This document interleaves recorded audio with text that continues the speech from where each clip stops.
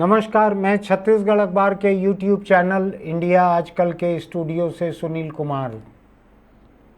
मन भारी हो जाता है जब कोई बहुत हिंसा की, बहुत ही नकारात्मक खबर पढ़ता हूँ। अच्छा नहीं लगता है। दिन की शुरुआत ऐसे ही होती है, दिन खत्म ऐसे ही होता है। सुबह से शाम तक अखबारों में, इंटरनेट पर यही देखने मिलता है कि कैसी कैसी हिंसा हो रही है जो पहले नहीं हुई थी। ऐसी हिंसा अभी हो रही है। देश की राजधानी दिल्ली की खबर है। उत्तर पूर्वी दिल्ली का दयालपुर, एक मदरसे में 5 साल के बच्चे को दूसरे 2-3 बच्चों ने पीट पीट कर मार डाला। वो भी नाबालिग हैं बच्चे, ऐसा नहीं कि वो 18 साल के हैं और मैं बच्चा कह रहा हूँ, नाबालिग हैं। नाबालिग लड़कों ने, 3 ने 5 साल के एक लड़के को उन्हीं के मदरसे में पढ़ता है पीट पीट कर मार डाला। किस लिए मार डाला? इसलिए कि मदरसे में छुट्टी करवाई जा सके। कहाँ से ये समझ मिली? जो खबर मेरे सामने है, जिसको देख रहा हूँ, टेलीविज़न पर एक कोई क्राइम शो आता है। उस क्राइम शो में उन्होंने देखा था कि मदरसे में छुट्टी के लिए कुछ बच्चे एक बच्चे को कत्ल कर देते हैं। इसके बाद उनके दिमाग में ये कत्ल करने की आइडिया आई। इतना मारा उस बच्चे को, घर चले गया, किसी तरह से मर गया। उसके बाद में जगह जगह उसके बदन पे जख्म के, चोट के निशान थे। नाबालिग हैं लड़के। मैं सोचता हूँ कि टेलीविज़न पर क्राइम शो देखने का इतना असर अगर होता है तो मैं तो अपने कुछ परिचित परिवार हैं जिनमें स्थायी रूप से देखता हूँ लोगों को कि वो अपराध के कार्यक्रम देखते रहते हैं, क्राइम शो देखते रहते हैं। और बहुत से टेलीविज़न चैनल ऐसे हैं जिन्होंने तय करके रखा है समय, काले रंग के कपड़ों में, जैसे कि मुजरिम काले ही कपड़े पहनते हैं।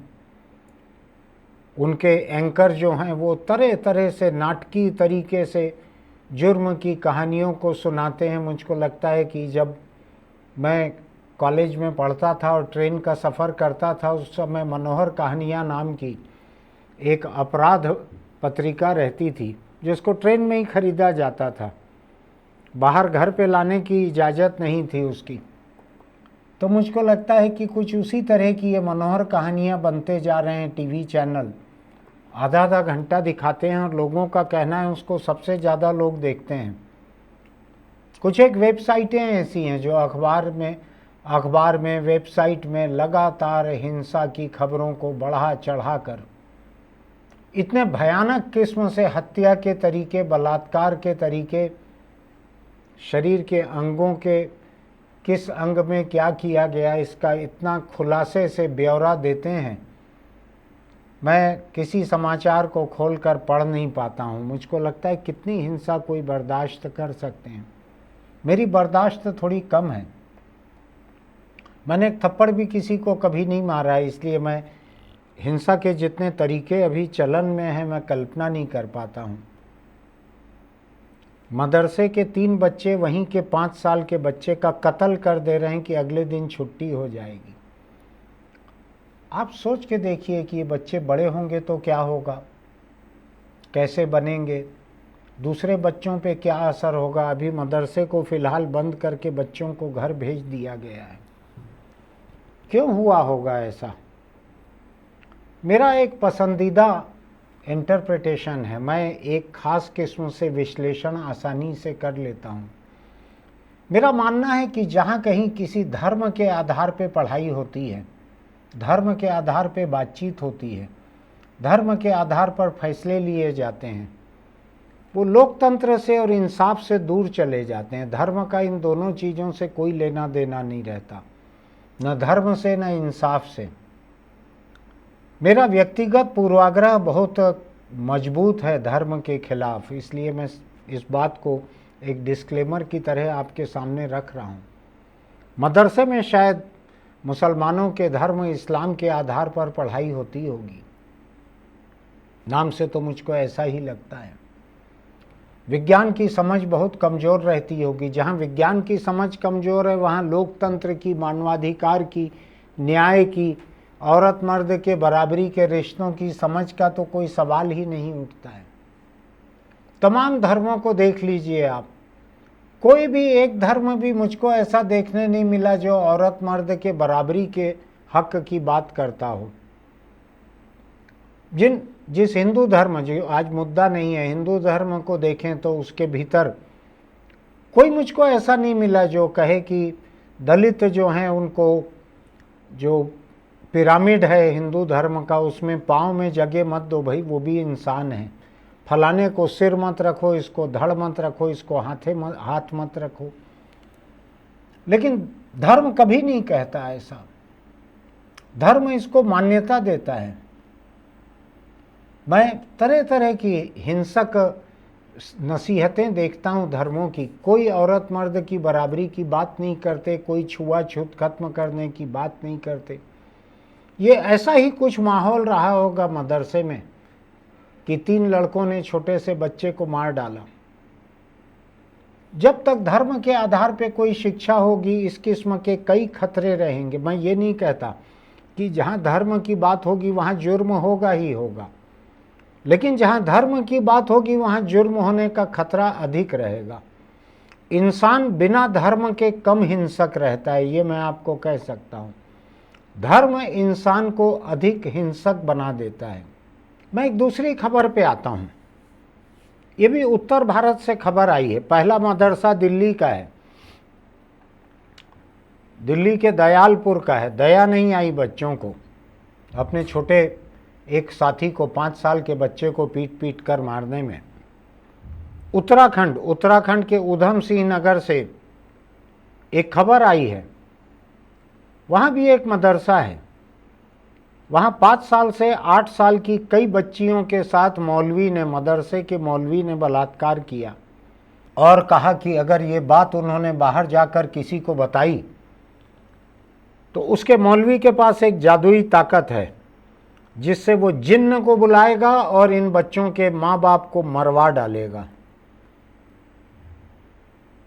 अब आप देखिए, छोटे बच्चियां 5 से 8 साल की बच्चियां हैं, मदरसे में पढ़ने कौन भेजेंगे? बहुत गरीब माँ बाप जो अपने बच्चों को बैड टच गुड टच जैसी कोई सीख भी नहीं दे सकते। इतने गरीब बच्चियां हैं। उन बच्चियों ने दुनिया अभी देखी नहीं है।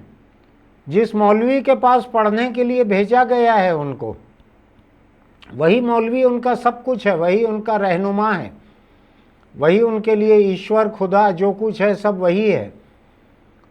वो उनको पोर्न फिल्म दिखा दिखा के और उनके साथ यौन शोषण कर रहा है उनका, और कह रहा है कि अगर किसी ने शिकायत की तो जिन्न बुला के उनके माँ बाप को मरवा डालेगा। मेरा मानना है कि मदरसे के बजाय अगर कोई साधारण स्कूल रहती, किसी धार्मिक स्कूल के बजाय साधारण स्कूल रहती, तो बच्चियां इस तरह से झांसे में शायद कम आती।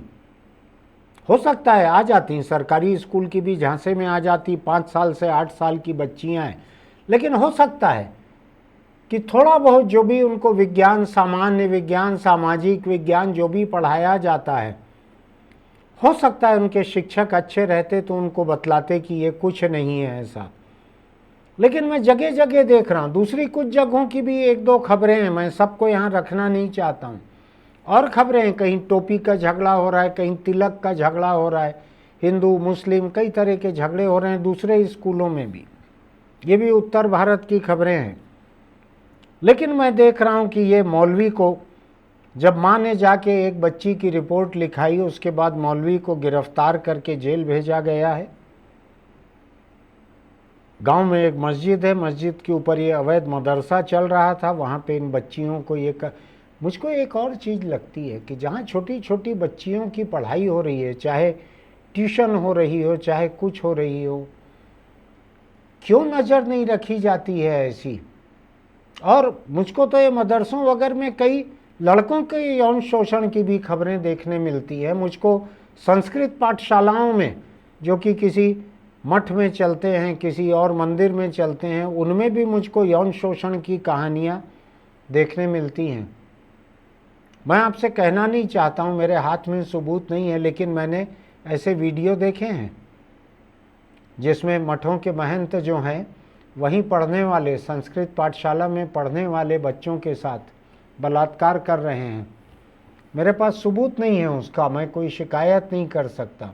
जिनके पास सबूत हैं वो शिकायत कर नहीं रहे, लेकिन मैं आपको बतला सकता हूँ इस बात को।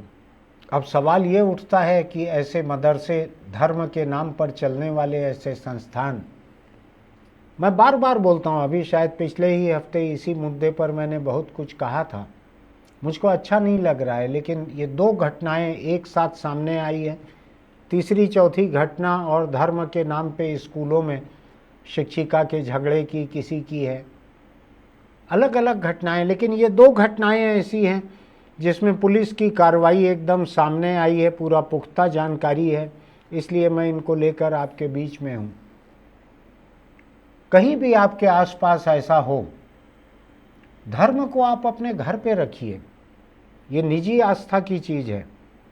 जब कोई धार्मिक आयोजन होता है, समारोह होता है, माँ बाप के साथ बच्चे चले जाएं, मंदिर मस्जिद चले जाएं, किसी गुरुद्वारे चले जाएं, चर्च चले जाएं, माँ बाप के साथ जाएं, वहाँ तक भी मुझको समझ में आता है।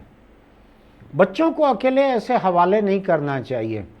जो लोग धर्म के नाम पे पढ़ाते हैं, धर्म के नाम पे कोई दुकान चलाते हैं किसी तरह की, उनके ऊपर धर्म से अलग रहने वालों के मुकाबले कम भरोसा कीजिए। मैं उसकी वजह बतलाता हूँ आपको। जो नास्तिक रहते हैं, जो लोग जो ईश्वर को, धर्म को नहीं मानते हैं, मेरे सरीखे लोग जो हैं, मैं अपने आप को कोई बहुत अच्छा नहीं कह रहा, लेकिन नास्तिक हूँ मैं, ये बतला देना ठीक है इस चर्चा में। जो नास्तिक हैं लोग, उनके पास ये सहूलियत नहीं रहती कि प्रायश्चित कर लें।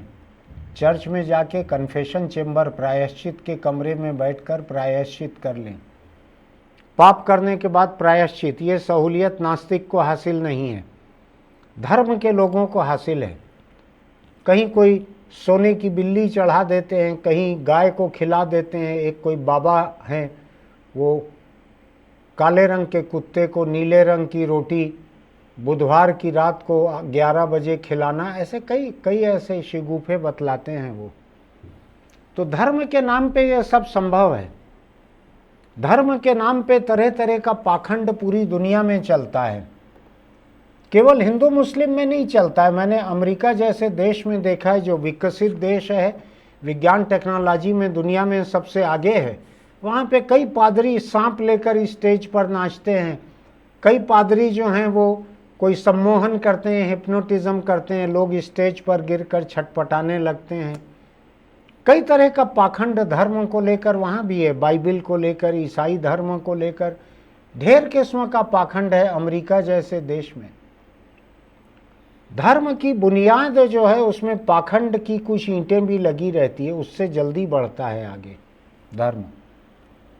तो आप ये सोच के देखिएगा, अपने बच्चों के भविष्य को जब भी आप तय करें तो आप पता लगाइएगा कि धर्म के नाम पे जितनी ये दुकानें चलती हैं पढ़ाई की, चाहे वो मदरसा हो, संस्कृत पाठशाला हो, किसी चर्च के भीतर चलने वाली धार्मिक स्कूल हो। हमारे इधर चलन कम है, लेकिन जिन इलाकों में ईसाई आबादी ज़्यादा है वहाँ पर धर्म की स्कूलें अलग से हैं, उसकी क्लास अलग से हैं। धर्म लोगों के दिमाग को वैज्ञानिक तरीके से सोचने की ताकत ही नहीं देता, उसको छीन लेता है ताकत को। धर्म लोगों को मजबूर करता है कि वो वैज्ञानिक तरीके से सोचना छोड़ दें। इसके खतरे आप देखिएगा। मैं किसी बच्चे से धर्म छुड़ाना नहीं चाह रहा हूँ, लेकिन धर्म के साथ जो खतरे जुड़े हुए हैं इनको गिनाना चाह रहा हूँ मैं। बहुत सारे लोग अभी देखता हूँ मैं, इतने वीडियो मुझको देखने मिलते हैं, और बनाए हुए गढ़े हुए वीडियो नहीं है, असली वीडियो हैं। कहीं कोई बाबा झाड़ू से, लात से पीटे जा रहा है, कहीं कोई बाबा किसी औरत के पेट पर मारे जा रहा है, कहीं कोई बाबा बोतल से शराब पिए जा रहा है और नाच रहा है। बियर वाले बाबा हैं, वो उस तरह से इलाज कर रहे हैं। कहीं कोई कंबल वाले बाबा हैं, कंबल ओढ़ा के जाने क्या करते हैं, मैं तो कल्पना भी करना नहीं चाहता। कई तरह के लोग हैं ऐसे, ये धर्म के नाम पे पलते हैं। मैं आपको एक बात और बतला दूं, धर्म की जब भी बात कोई करे तो लोग उसको, चाहने वाले लोग, धार्मिक लोग, धर्म की बड़ी अच्छी अच्छी नसीहतें निकाल कर सामने रखते हैं और कहते हैं कोई धर्म दूसरों से नफरत नहीं सिखाता, हर धर्म प्रेम सिखाता है। ऐसी कई बातें करते हैं, लेकिन कुल जमा ये होता है कि जितनी धर्म चर्चा होती है, जितने धार्मिक आयोजन होते हैं, उनमें घूम फिर कर किसी एक दूसरे धर्म को निशाना बनाकर उस पर हमला होता है।